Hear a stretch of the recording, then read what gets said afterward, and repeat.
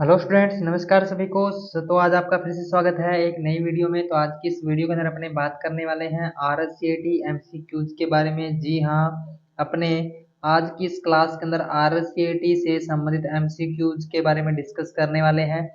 और ये जो अपने एमसीक्यूज आज की इस क्लास के अंदर रहने वाले हैं, ये अपने न्यू सिलेबस पर आधारित रहेंगे। यानी जो भी अपने आरएससीआईटी का सिलेबस चेंज हुआ है, तो उसके आधार पर अपने ये जो रेगुलर क्लास आपके लिए लेकर आ रहे हैं। तो इससे पहले अपने लगभग 4 क्लासेस हैं जो कि इस चैनल के ऊपर अपलोड कर दी हैं। तो अगर आपने उनको नहीं देखा है तो चैनल पे विजिट करके आप हमारी उन क्लासेस को भी देख सकते हो। और ये जो भी क्लासेस अपने लेकर आ रहे हैं, ये आपके इंटरनल असेसमेंट, यानी जो भी आपके इंटरनल असेसमेंट होते हैं, इंटरनल असेसमेंट में जो क्वेश्चन आते हैं उसके अकॉर्डिंग, और जो आपकी आरएससीआईटी की बड़ी बुक है, आरएससीआईटी की जो बड़ी बुक है, तो उनमें से जो भी क्वेश्चंस यानी इंपॉर्टेंट क्वेश्चंस हैं, तो वो अपने आपके लिए डेली यानी सीरीज के अंदर लेकर आ रहे हैं। तो वीडियो को ज़्यादा से ज़्यादा शेयर कर दीजिए, और चैनल को अभी तक सब्सक्राइब नहीं किया है तो चैनल को भी जरूर से सब्सक्राइब कर लीजिए, क्योंकि इस तरीके का रेगुलर कंटेंट आपको इस चैनल के ऊपर मिलता रहेगा। तो अभी अपने आज की इस क्लास को शुरू कर रहे हैं, और आज की क्लास को शुरू करने से पहले एक चीज मैं आपको और बता देता हूँ कि अपने जो आरएससीआईटी का एग्जाम होने वाला है, वो अपने सितंबर लास्ट के अंदर होने वाला है। जी हाँ, अपने सितंबर लास्ट में जो आरएससीआईटी का एग्जाम है वो होने वाला है। तो जो भी विद्यार्थी अभी आरएससीआईटी का जिन्होंने फॉर्म भरा हुआ था, उनका जो एग्जाम होगा वो सितंबर लास्ट के अंदर होगा। और सभी विद्यार्थियों का जो एग्जाम होगा वो न्यू सिलेबस पर आधारित ही रहेगा। चाहे आप फ्रेश बैच से हो, चाहे आपने एग्जाम का फॉर्म अप्लाई किया है, सभी का यानी न्यू सिलेबस पर आधारित है जो क्वेश्चंस रहने वाले हैं। तो अभी अपने ज्यादा देर न करते हुए वीडियो को शुरू करते हैं। तो आज का जो अपना फर्स्ट इंपॉर्टेंट क्वेश्चन है, प्रथम ग्राफिकल यूजर इंटरफेस के साथ उपलब्ध वेब ब्राउजर था। प्रथम ग्राफिकल यूजर इंटरफेस के साथ उपलब्ध वेब ब्राउजर कौन सा था? तो ऑप्शन नंबर ए है ओपेरा, बी नंबर ऑप्शन है क्रोम, सी नंबर ऑप्शन है इरवाइज, और डी नंबर ऑप्शन है फायरफॉक्स। तो प्रथम ग्राफिकल यूजर इंटरफेस यानी प्रथम जो ग्राफिकल यूजर इंटरफेस के साथ में जो उपलब्ध वेब ब्राउजर था वो कौन सा था? तो ये आपने जल्दी से जल्दी कमेंट करके बताना है। और जिन विद्यार्थियों को आंसर पता होता है, उन्होंने जो क्वेश्चन है उसका आंसर कमेंट करके जरूर से बताना है, ताकि आपको अपनी तैयारी का जो स्कोर है वो पता चल सके कि आपके 35 क्वेश्चन में से कितने क्वेश्चन आपके सही होते हैं। और आरएससीआईटी में पास होने के लिए अपने को कम से कम 14 क्वेश्चन है जो कि 35 में से अपने को करने पड़ते हैं। तो यानी इसका आपको पता चल जाएगा कि आपकी तैयारी कितनी है। तो अभी इसका आंसर आपने बताना है कि प्रथम ग्राफिकल यूजर इंटरफेस के साथ उपलब्ध वेब ब्राउजर था तो कौन सा था? तो ऑप्शन नंबर सी है वो इसका राइट आंसर हो जाएगा, इरवाइज। यानी इरवाइज इरवाइज एक यानी वेब ब्राउजर था जो प्रथम ग्राफिकल यूजर इंटरफेस के साथ में आया था। तो ऑप्शन नंबर सी है वो इसका राइट आंसर हो जाएगा, ऑप्शन नंबर सी। उसके बाद नेक्स्ट क्वेश्चन है, उन सभी वेबसाइटों और पेजों को दिखता है जिन्हें हमने पहले देखा है। यानी उन सभी वेबसाइटों और पेजों को कौन सा दिखाता है जिन्हें हमने पहले देखा है? तो ये आपको जल्दी से जल्दी बताना है।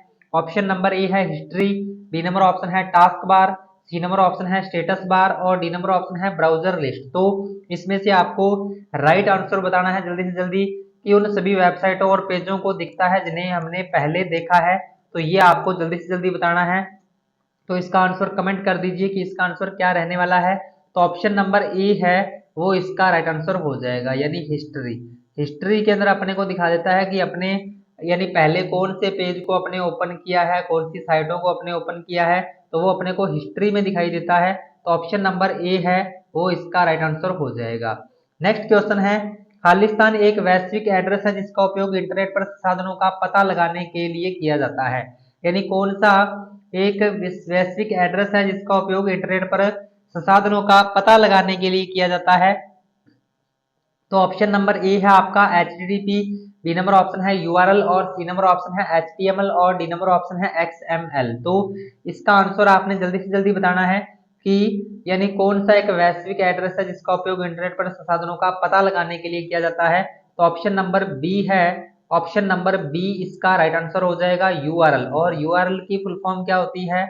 Uniform uniform resource uniform resource locator होती है। यूनिफॉर्म रिसोर्स लोकेटर यानी इसकी जो फुल फॉर्म है वो होती है। तो इसकी फुल फॉर्म भी आपने खास तौर पे ध्यान रखनी है। उसके बाद नेक्स्ट क्वेश्चन है, इंटरनेट है, इंटरनेट क्या है? तो ऑप्शन नंबर ए है वेबसाइट है, बी नंबर ऑप्शन है होस्ट है, सी नंबर ऑप्शन सर्वर है और डी नंबर ऑप्शन है नेटवर्क का नेटवर्क है। तो इंटरनेट क्या है, तो इंटरनेट का आपने जल्दी से जल्दी बताना है। तो इसका जो राइट आंसर है वो हो जाएगा नेटवर्क का नेटवर्क, यानी इंटरनेट को क्या कहा जाता है, नेटवर्क का नेटवर्क कहा जाता है, या फिर इसको सूचना का सूचना का सुपर हाईवे सूचना का सुपर हाईवे भी इसको कहा जाता है। तो ये भी आपने खास तौर पे ध्यान रखना है, यानी सूचना का सुपर हाईवे किसको कहा जाता है, इंटरनेट को कहा जाता है, या फिर नेटवर्क का नेटवर्क यानी किसको कहा जाता है, तो भी इंटरनेट को कहा जाता है। तो ऑप्शन नंबर डी है वो इसका राइट आंसर हो जाएगा। उसके बाद नेक्स्ट क्वेश्चन है www के जनक है, वर्ल्ड वाइड वेब के जो जनक है वो कौन है, तो यह आपने जल्दी से जल्दी कमेंट करके बताना है और वीडियो को ज़्यादा से ज़्यादा शेयर भी कर दीजिए। और चैनल पर अगर नए हो, चैनल को अभी तक सब्सक्राइब नहीं किया है तो चैनल को भी जरूर से सब्सक्राइब कर लीजिए, क्योंकि RSCT एग्जाम से संबंधित आपको रेगुलर जो अपडेट है वो इस चैनल के ऊपर आपको मिलता रहेगा। तो ज़्यादा से ज़्यादा चैनल को सब्सक्राइब कर लीजिए। www के जनक कौन है, तो यह आपने बताना है वर्ल्ड वाइड वेब जिसको कहा जाता है। तो ऑप्शन नंबर ये है Tim Berners Lee, B number option है मार्क जुकरबर्ग और डी नंबर ऑप्शन है डेनिस रिची और डी नंबर ऑप्शन है टाइम थॉमसन। तो इसका आंसर आपने जल्दी से जल्दी बताना है। तो इसका राइट आंसर आपका हो जाएगा www के जनक कौन है, टिम बर्नर्स-ली है। तो ऑप्शन नंबर ए है वो इसका राइट आंसर हो जाएगा, यानी www के जनक कौन है, टिम्स बर्नर्स-ली है। तो ये इसका राइट आंसर है वो ऑप्शन नंबर ए हो जाएगा। नेक्स्ट क्वेश्चन है .com डोमेन क्या दर्शाता है, .com जो डोमेन है वो क्या दर्शाता है। तो ऑप्शन नंबर ए है वाणिज्यिक डोमेन, बी नंबर ऑप्शन है network domain, C number option है शिक्षा डोमेन और डी नंबर ऑप्शन है कोई नहीं। तो यानी .com हो गया, .edu हो गया, .net हो गया, .gov हो गया, यानी कौन कौन से डोमेन कोड्स होते हैं सबसे पहले अपने वो देख लेते हैं। एक तो .com आपका हो गया, .edu हो गया, .gov हो गया, .net हो गया। तो इस प्रकार के यानी ये क्या होते हैं, डोमेन कोड्स होते हैं, इनको क्या बोला जाता है, डोमेन कोड्स बोला जाता है। और ये किसी वेबसाइट के आखिर में यानी लगते हैं। तो यानी ये जो डोमेन अभी .com दे रखा है ये किससे संबंधित है, तो ये आपका वाणिज्यिक डोमेन है, यानी ऑप्शन नंबर ए है वो इसका राइट आंसर हो जाएगा, वाणिज्यिक डोमेन। और .com वाणिज्यिक के लिए हो गया, .edu शिक्षा के लिए हो गया, .gov यानी सरकार के लिए हो गया, .net यानी इंटरनेट के लिए हो गया। तो इस प्रकार से इनसे संबंधित भी जो एग्जाम में क्वेश्चन है वो बन सकता है। तो अभी इसका राइट आंसर यानी .com डोमेन क्या दर्शाता है, तो वाणिज्यिक डोमेन है ये, ऑप्शन नंबर ए है वो इसका राइट आंसर हो जाएगा, ऑप्शन नंबर ए। उसके बाद नेक्स्ट क्वेश्चन है इनमें से कौन मुक्त ईमेल प्रदान नहीं करता है, इनमें से कौन मुक्त ईमेल प्रदान नहीं करता है। तो ऑप्शन नंबर ए है हॉटमेल, बी नंबर ऑप्शन है रेडिफ, सी नंबर ऑप्शन है व्हाट्सएप और डी नंबर ऑप्शन है याहू। तो इनमें से जो मुक्त ईमेल प्रदान कौन सा नहीं करता है, तो ये आपको जल्दी से जल्दी बताना है। तो इसका राइट आंसर आपका हो जाएगा व्हाट्सएप, यानी व्हाट्सएप यह है जो क्या है, मुफ्त में ईमेल प्रदान नहीं करता है। तो ऑप्शन नंबर सी है वो इसका राइट आंसर हो जाएगा। उसके बाद नेक्स्ट क्वेश्चन है कौन सा डिजिटल भुगतान प्लेटफॉर्म अब खरीदे बाद में भुगतान करें अवधारणा से जुड़ा हुआ है, यानी कौन सा डिजिटल भुगतान प्लेटफॉर्म है जो अब खरीदे बाद में भुगतान करें BNPL की अवधारणा से जुड़ा हुआ है। तो ये आपको जल्दी से जल्दी बताना है। तो ऑप्शन नंबर ए है पेपल, बी नंबर ऑप्शन है वेनेमो, सी नंबर ऑप्शन है आफ्टर पे और डी नंबर ऑप्शन है जेले। तो इसमें आपको राइट आंसर जल्दी से जल्दी बताना है। तो इसका राइट आंसर आपका हो जाएगा ऑप्शन नंबर सी, यानी आफ्टर पे। आफ्टर पे जो है वो यानी एक डिजिटल भुगतान प्लेटफॉर्म है और अब खरीदें और बाद में भुगतान करें वाली अवधारणा से जुड़ा हुआ है। तो ऑप्शन नंबर सी है वो इसका राइट आंसर हो जाएगा, ऑप्शन नंबर सी। उसके बाद नेक्स्ट क्वेश्चन है मोबाइल भुगतान में टोकनेटाइजेशन शब्द का क्या अर्थ है, मोबाइल भुगतान में टोकेनाइजेशन शब्द का क्या अर्थ है, तो ये आपको बताना है। तो ऑप्शन नंबर ए है भौतिक मुद्रा को डिजिटल मुद्रा में परिवर्तन, बी नंबर ऑप्शन है संवेदन भुगतान जानकारी को एनक्रिप्ट, सी नंबर ऑप्शन है क्रेडिट कार्ड के वर्चुअल रिप्रेजेंटेशन बनाना और डी नंबर ऑप्शन है NFC का उपयोग करके संपर्क रहित लेन देन। तो इसका आंसर आपने बताना है कि टोकेनाइजेशन शब्द का क्या अर्थ है। तो जल्दी से जल्दी इसका आंसर है वो कमेंट कर दीजिए कि इसका आंसर क्या होगा। तो ऑप्शन नंबर बी है वो इसका राइट आंसर हो जाएगा। संवेदन भुगतान जानकारी को एनक्रिप्ट करना, यानी ऑप्शन नंबर बी है वो इसका राइट आंसर हो जाएगा। उसके बाद नेक्स्ट क्वेश्चन है, कौन सी डिजिटल भुगतान विधि में सामान्यतः लेन देन के लिए क्यूआर कोड को स्कैन करना शामिल है? कौन सी डिजिटल भुगतान विधि में सामान्यतः लेन देन के लिए क्यूआर कोड को स्कैन करना शामिल है? तो ऑप्शन नंबर ए है contactless card, B number option है mobile banking, C number option है क्रिप्टो करेंसी और डी नंबर ऑप्शन है क्यूआर कार्ड भुगतान। तो इसका आंसर जल्दी से जल्दी कमेंट कर दीजिए कि कौन सी डिजिटल भुगतान विधि में सामान्यतः लेन देन के लिए क्यूआर कोड को स्कैन करना शामिल है। तो इसका आंसर जल्दी से जल्दी बता दीजिए। तो इसका राइट आंसर आपका हो जाएगा क्यूआर कार्ड भुगतान। और क्यूआर की फुल फॉर्म क्या होती है? क्यूआर की फुल फॉर्म होती है quick response code. Quick response code यानी इसकी फुल फॉर्म होती है, तो इसके बारे में भी आपको ध्यान में रखना है। क्यूआर कोड की फुल फॉर्म क्या होती है? क्विक रिस्पॉन्स कोड होती है। तो इसका जो राइट आंसर है आपका ऑप्शन नंबर डी है वो हो जाएगा। नेक्स्ट क्वेश्चन है, मोबाइल भुगतान के संदर्भ में संपर्क रहित भुगतान का क्या अर्थ है? मोबाइल भुगतान के संदर्भ में संपर्क रहित भुगतान का क्या अर्थ है? तो ऑप्शन नंबर यह है मोबाइल डिवाइस का उपयोग किए बिना भुगतान करना, बी नंबर ऑप्शन है भुगतान टर्मिनल के साथ भौतिक संपर्क के बिना करना, सी नंबर ऑप्शन है मोबाइल ऐप में संपर्क सूची के माध्यम से भुगतान करना और डी नंबर ऑप्शन है ब्लूटूथ तकनीक का उपयोग करके पैसे ट्रांसफर करना। तो यानी मोबाइल भुगतान के संदर्भ में संपर्क रहित यानी भुगतान का क्या अर्थ है? तो ये जल्दी से जल्दी बता दीजिए। तो इसका राइट आंसर आपका हो जाएगा ऑप्शन नंबर बी, यानी भुगतान टर्मिनल के साथ भौतिक संपर्क के बिना करना, यानी ऑप्शन नंबर बी है वो इसका राइट आंसर हो जाएगा, ऑप्शन नंबर बी। उसके बाद नेक्स्ट क्वेश्चन है, निम्न में से कौन ऑनलाइन बैंकिंग से जुड़ा संभावित जोखिम है? निम्न में से कौन ऑनलाइन बैंकिंग से जुड़ा संभावित जोखिम है? तो ऑप्शन नंबर ए है सीमित पहुंच, बी नंबर ऑप्शन है कम सुविधा, सी नंबर ऑप्शन है फिशिंग अटैक और डी नंबर ऑप्शन है कम ब्याज दर। तो कौन सा ऑनलाइन बैंकिंग से जुड़ा संभावित जोखिम है? तो इसका राइट आंसर आपका हो जाएगा ऑप्शन नंबर सी, यानी फिशिंग अटैक। फिशिंग अटैक जो है वो ऑनलाइन बैंकिंग से जुड़ा हुआ एक संभावित जोखिम है, यानी जिसको साइबर थ्रेट भी बोला जाता है, यानी जिसको साइबर थ्रेट भी बोला जाता है, यानी साइबर खतरा भी ये होता है फिशिंग अटैक। तो ऑप्शन नंबर सी है वो इसका राइट आंसर हो जाएगा। उसके बाद नेक्स्ट क्वेश्चन है, आरटीजीएस में धन का संप्रेषण कब प्रोसेस होता है? आरटीजीएस में धन का संप्रेषण कब प्रोसेस होता है? तो अपने सबसे पहले आरटीजीएस की फुल फॉर्म की अगर अपने बात करें, आरटीजीएस की फुल फॉर्म क्या होती है? तो आरटीजीएस की फुल फॉर्म होती है real time gross real time gross settlement. Real time gross settlement settlement इसकी फुल फॉर्म होती है।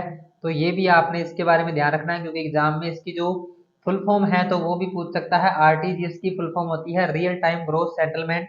और ऑप्शन नंबर ए है आपका इसमें, यानी धन का जो संप्रेषण होता है वो कब होता है? तो ऑप्शन नंबर ए है घंटे भर में, बी नंबर ऑप्शन है दैनिक, सी नंबर ऑप्शन है तुरंत रूप से और डी नंबर ऑप्शन है साप्ताहिक। तो इसका आंसर आपने जल्दी से बताना है। तो इसका राइट आंसर आपका हो जाएगा ऑप्शन नंबर सी, यानी तुरंत रूप से। तुरंत रूप से यानी धन का जो संप्रेषण है वो आरटीजीएस के तहत होता है। और आरटीजीएस की फुल फॉर्म क्या होती है? रियल टाइम ग्रोस सेटलमेंट होती है। तो अभी इसका राइट आंसर आपका हो जाएगा ऑप्शन नंबर सी। उसके बाद नेक्स्ट क्वेश्चन है, भारत में नकदी रहित लेन देन को बढ़ावा देने के लिए कौन सा डिजिटल भुगतान शुरू किया गया है? भारत में नकदी रहित लेन देन को बढ़ावा देने के लिए कौन सा डिजिटल भुगतान शुरू किया गया है? तो ऑप्शन नंबर ए है एप्पल से, बी नंबर ऑप्शन है वीचैट से, सी नंबर ऑप्शन है अली से और डी नंबर ऑप्शन है यूनिफाइड पेमेंट इंटरफेस। तो इसका राइट आंसर आपका हो जाएगा ऑप्शन नंबर डी, यानी यूनिफाइड पेमेंट इंटरफेस, यानी जिसको शॉर्ट में यूपीआई भी बोला जाता है। इसको शॉर्ट में यूपीआई भी बोला जाता है। यूपीआई का मतलब यूनिफाइड पेमेंट इंटरफेस, यानी ऑप्शन नंबर डी है वो इसका राइट आंसर हो जाएगा, ऑप्शन नंबर डी। उसके बाद नेक्स्ट क्वेश्चन है, मोबाइल भुगतान में mobile POS point of sale की क्या भूमिका है? मोबाइल भुगतान में मोबाइल पीओएस यानी पॉइंट ऑफ सेल की क्या भूमिका है, तो यह आपने जल्दी से जल्दी बताना है। ऑप्शन नंबर ए है मोबाइल फोन सेटिंग प्रतिबंधित करना, बी नंबर ऑप्शन है भौतिक दुकानों पर भुगतान करने के लिए, सी नंबर ऑप्शन है मोबाइल नेटवर्क प्रदाता का ग्राहक सेवा के, और डी नंबर ऑप्शन है मोबाइल ऐप डेवलपमेंट प्लेटफॉर्म। तो पॉइंट ऑफ सेल का यानी क्या यूज होता है, तो इसका राइट आंसर आपका हो जाएगा भौतिक दुकानों पर भुगतान करने के लिए।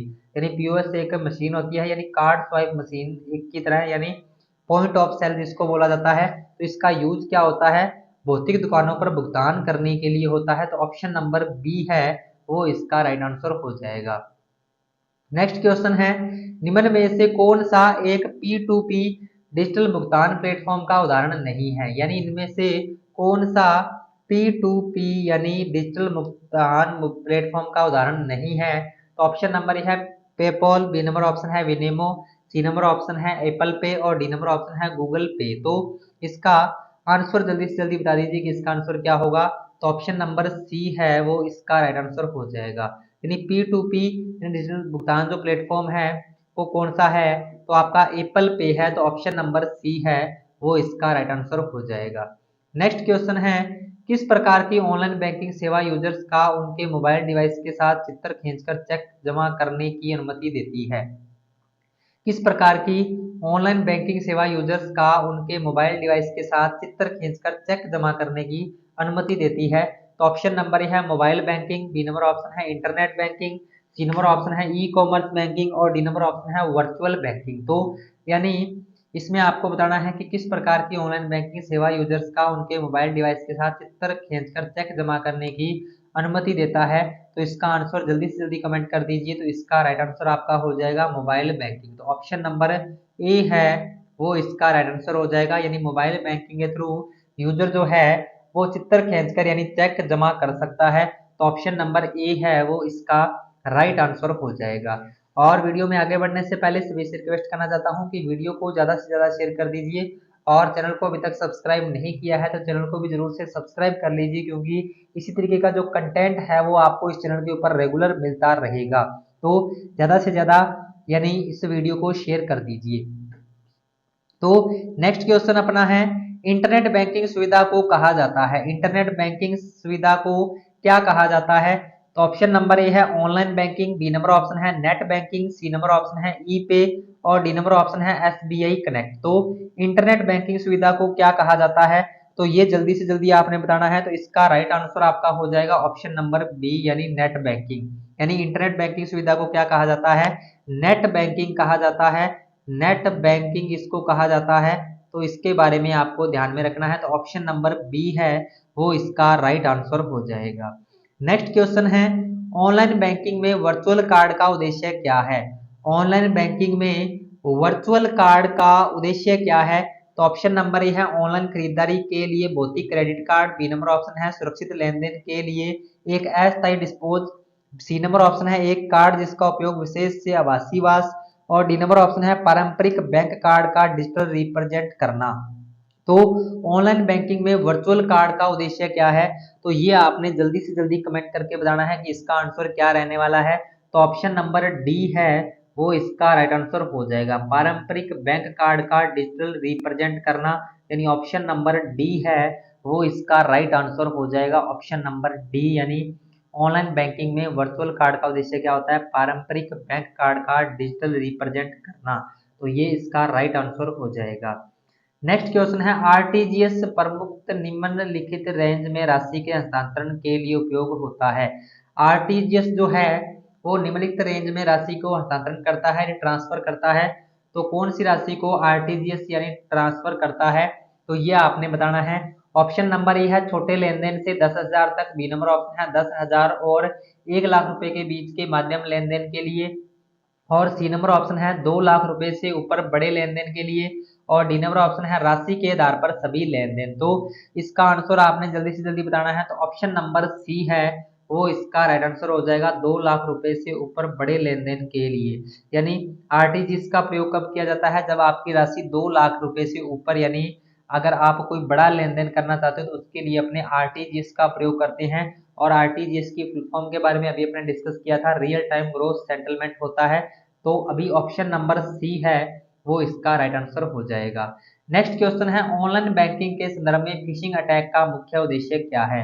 ऑनलाइन बैंकिंग के संदर्भ में फिशिंग अटैक का मुख्य उद्देश्य क्या है। तो ऑप्शन नंबर ए है फिजिकल बैंक कार्ड चुराना, बी नंबर ऑप्शन है यूजर्स के खाता जानकारी को अनाधिकृत करवाना, और सी नंबर ऑप्शन है वित्तीय सलाह प्रदान करना, और डी नंबर ऑप्शन है ऑनलाइन बैंकिंग सुविधाओं को बढ़ावा देना। तो इसमें आपको जल्दी से जल्दी इसका आंसर बताना है कि ऑनलाइन बैंकिंग के संदर्भ में फिशिंग अटैक का मुख्य उद्देश्य क्या है। तो ऑप्शन नंबर बी है वो इसका राइट आंसर हो जाएगा, यूजर्स के खाता जानकारी को अनाधिकृत करवाना, यानी ऑप्शन नंबर बी है वो इसका राइट आंसर हो जाएगा, ऑप्शन नंबर बी। उसके बाद नेक्स्ट क्वेश्चन है एनईएफटी लेनदेन के बारे में निम्न में से क्या सही है। एनईएफटी लेनदेन के बारे में एनईएफटी लेनदेन के बारे में निम्न में से क्या सही है। तो ऑप्शन नंबर ए है वास्तविक समय में प्रोसेस होते हैं, बी नंबर ऑप्शन है इनमें दिन भर में सेटलमेंट टाइम होता है, सी नंबर ऑप्शन है ये अधिकतम लेनदेन पर सीमित रहते हैं, और डी नंबर ऑप्शन है वे केवल सप्ताह के दिनों में ऑपरेट होते हैं। तो इसका आंसर आपने जल्दी से जल्दी बताना है। एनईएफटी की फुल फॉर्म क्या होती है, सबसे पहले तो वो अपने देख लेते हैं।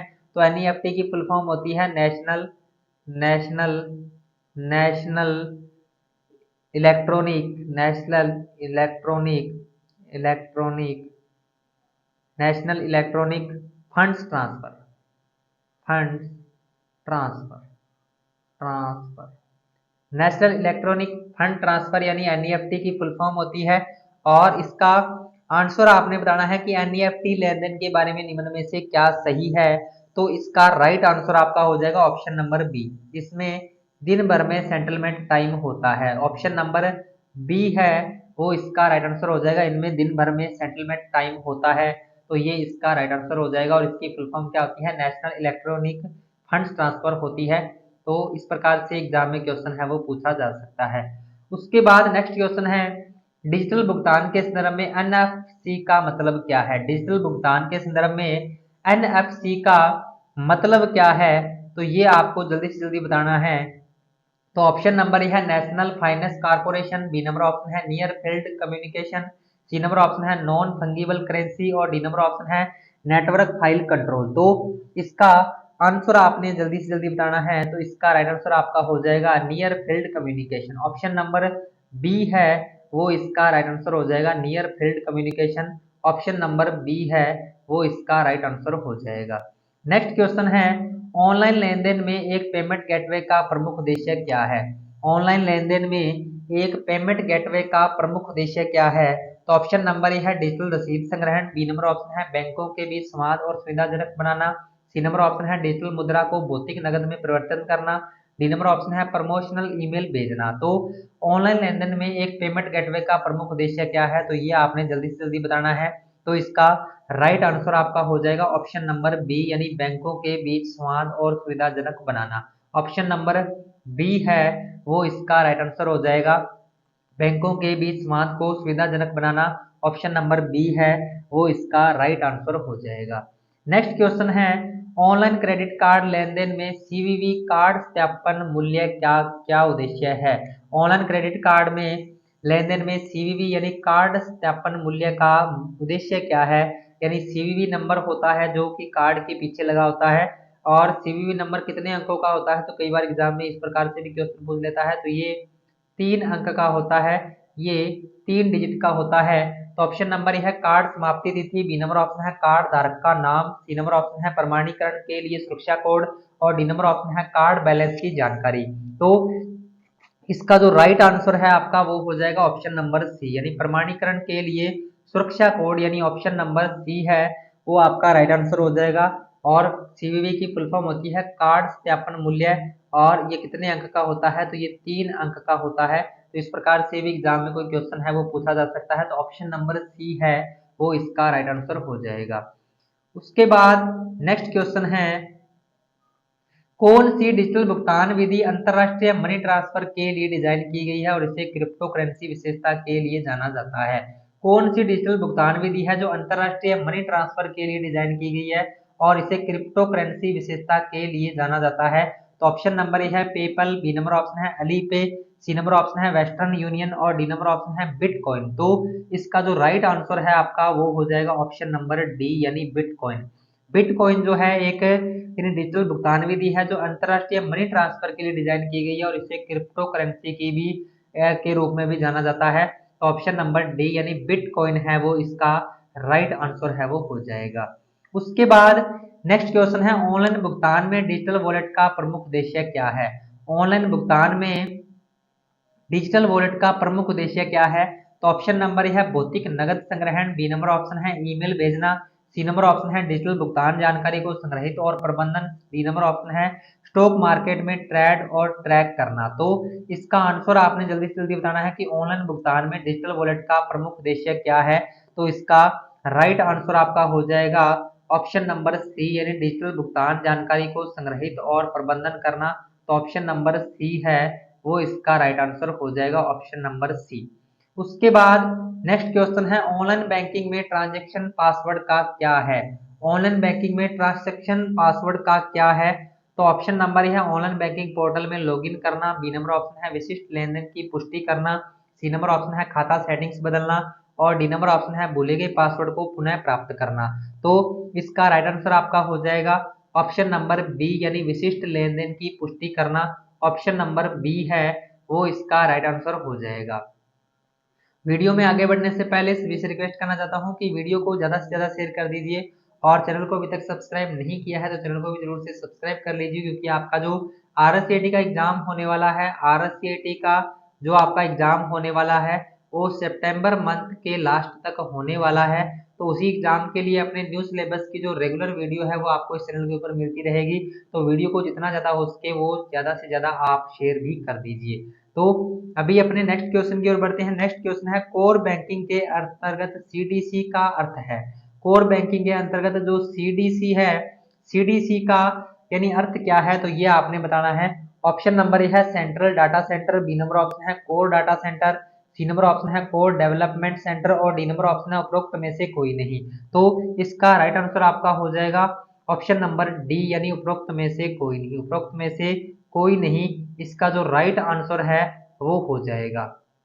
उसके बाद नेक्स्ट क्वेश्चन है अपना आईएमपीएस को इसके खालिस्तान हेतु जाना जाता है। आईएमपीएस को इसके खालिस्तान हेतु जाना जाता है, किस लिए जाना जाता है। तो सबसे पहले अपने आईएमपीएस की फुल फॉर्म क्या होती है इसके बारे में अपने डिस्कस कर लेते हैं। आईएमपीएस की फुल फॉर्म होती है immediate immediate immediate immediate payment immediate payment service. Immediate payment service यानी इसकी जो फुल फॉर्म है वो होती है। तो इसमें आपका ऑप्शन नंबर है डिफर्ड सेटलमेंट प्रक्रिया, बी नंबर ऑप्शन है वास्तविक समय और तत्काल धन ट्रांसफर और सी नंबर ऑप्शन है लेन देन के बैच प्रक्रिया और डी नंबर ऑप्शन है साप्ताहिक लेन देन सीमाएं। तो इसका राइट आंसर आपका हो जाएगा ऑप्शन नंबर बी यानी वास्तविक समय और तत्काल धन ट्रांसफर। ऑप्शन नंबर बी है वो इसका राइट आंसर है वो हो जाएगा। नेक्स्ट क्वेश्चन है आईएमपीएस का अक्सर उपयोग इसके लिए किया जाता है। तो इसका उपयोग किसके लिए किया जाता है तो यह आपने बताना है। तो अभी इसके बारे में आपने डिस्कस किया है निर्धारित धन ट्रांसफर, बी नंबर ऑप्शन आवर्ती भुगतान, सी नंबर ऑप्शन है तत्काल और एक बार के लेन देन के लिए, डी नंबर ऑप्शन है अंतरराष्ट्रीय मनी ट्रांसफर। तो इसका राइट आंसर आपका हो जाएगा ऑप्शन नंबर सी यानी तत्काल और एक बार लेन देन के लिए। ऑप्शन नंबर सी है वो इसका राइट आंसर हो जाएगा। नेक्स्ट क्वेश्चन है मोबाइल भुगतान में मोबाइल वॉलेट का प्रमुख उद्देश्य क्या है। मोबाइल भुगतान में मोबाइल वॉलेट का प्रमुख उद्देश्य क्या है। तो ऑप्शन नंबर है भौतिक नगद संग्रहण, बी नंबर ऑप्शन है संपर्क सूची का प्रबंधन, सी नंबर ऑप्शन है डिजिटल भुगतान जानकारी को संग्रहित और प्रबंधन, डी नंबर ऑप्शन है इंटरनेट एक्सेस प्रदान करना। तो मोबाइल भुगतान में मोबाइल वॉलेट का प्रमुख उद्देश्य क्या है। तो इसका जो राइट आंसर है आपका वो हो जाएगा ऑप्शन नंबर सी यानी डिजिटल भुगतान जानकारी को संग्रहित और प्रबंधन करना। ऑप्शन नंबर सी है वो इसका राइट आंसर हो जाएगा। नेक्स्ट क्वेश्चन है निम्नलिखित में से कौन सी एक सामान्य सुरक्षा सुविधा है जो ऑनलाइन बैंकिंग में उपयोगकर्ता की पहचान की पुष्टि के लिए किया जाता है। यानी कौन सी एक सामान्य सुरक्षा सुविधा है जो ऑनलाइन बैंकिंग में उपयोगकर्ता की पहचान की पुष्टि के लिए किया जाता है। तो ऑप्शन नंबर ए है कैप्चा, बी नंबर ऑप्शन है ठमोजी प्रमाणीकरण, सी नंबर ऑप्शन है सोशल मीडिया लॉगिन और डी नंबर ऑप्शन है जियो टैगिंग। तो इसका आंसर आपने जल्दी से जल्दी बताना है। तो ऑप्शन नंबर ए है वो इसका राइट आंसर हो जाएगा कैप्चा यानी कैप्चा कोड जो कि अपने जब यानी कोई भी ऑनलाइन बैंकिंग यानी या अपने किसी वेबसाइट को एक्सेस करते हैं, किसी पोर्टल को एक्सेस करते हैं, तो अपने को कुछ यानी कोड वर्ड एक दिया होता है जिसको अपने टाइप करना होता है, तो वो क्या कहलाता है, कैप्चा कहलाता है। तो ऑप्शन नंबर ए है वो इसका राइट आंसर हो जाएगा, ऑप्शन नंबर ए। तो इसका राइट आंसर है वो हो जाएगा। नेक्स्ट क्वेश्चन है, ऑनलाइन बैंकिंग में टू फैक्टर ऑथराइजेशन का प्राथमिक लाभ क्या है? ऑनलाइन बैंकिंग में टू फैक्टर ऑथराइजेशन का प्राथमिक लाभ क्या है? तो ऑप्शन नंबर ए है लेन-देन की सीमा बढ़ाना, बी नंबर ऑप्शन है सरल login process, C number option है अनेक सत्यापन विधियों का उपयोग करके सुरक्षा बढ़ाना और डी नंबर ऑप्शन है विशिष्ट बैंकिंग सुविधाओं तक पहुंच। तो इसका आंसर आपने जल्दी से जल्दी बताना है कि इसका आंसर क्या रहने वाला है।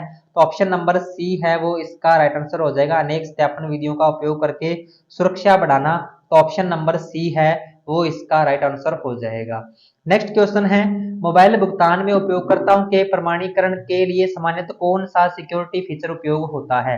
मोबाइल भुगतान में उपयोगकर्ताओं के प्रमाणीकरण के लिए सामान्यतः कौन सा सिक्योरिटी फीचर है जो उपयोग होता है?